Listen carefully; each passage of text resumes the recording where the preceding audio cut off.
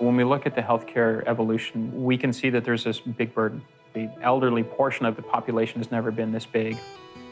And the length of that elderly portion is getting longer. We're living longer. That need is driving innovation and change. I'm Devine, and I'm TELUS's first chief dreamer.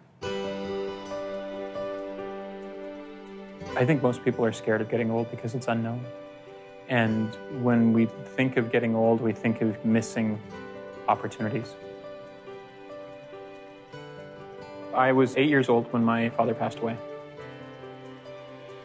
I can vividly remember just getting a phone call saying he's gone. And it made me very angry because I didn't know it was coming.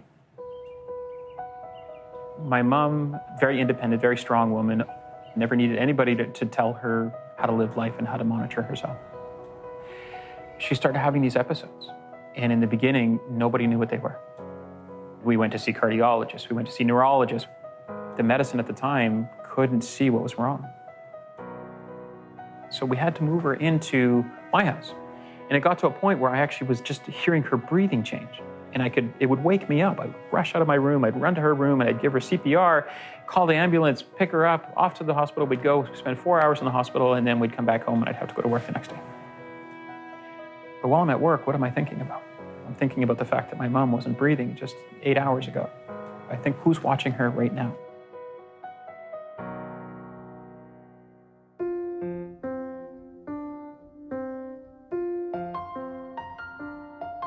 So I started putting these basic sensors in her house. When is she making a pot of coffee? When was she eating? When was she doing things? When was she opening the fridge? And then we started to add more and more sensors. So it started to grow. It started to get into light bulbs that can monitor how long it takes her to walk from one light bulb to the next light bulb to the next light bulb.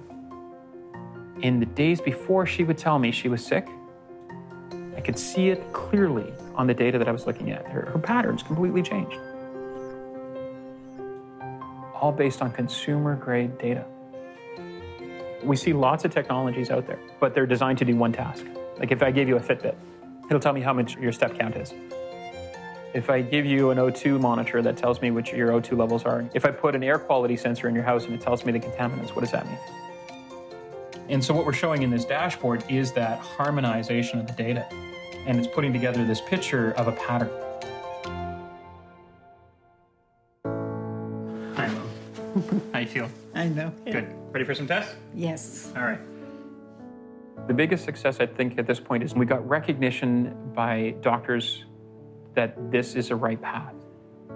She was scheduled for surgery. She literally had her cap and gown on. I went up to the anesthesiologist and showed the data that we had been collecting. When he looked at the data, you could just see in his eyes something wasn't right. He sent her for 5 days of testing, and at the end of the 5 days of testing said, "I'm sorry, it's too high risk. We're actually going to save lives with this thing." When I look at my mom, I still see that strong woman that raised me and took care of me. I don't see the woman that's frail. I don't see the woman that's getting sick. And so when I'm looking at technology now, it's where's that crutch that can help her to walk like she used to? Where's that spark that I see in her eyes when she's cooking? How do I help that? It's all about getting back that picture of my mom.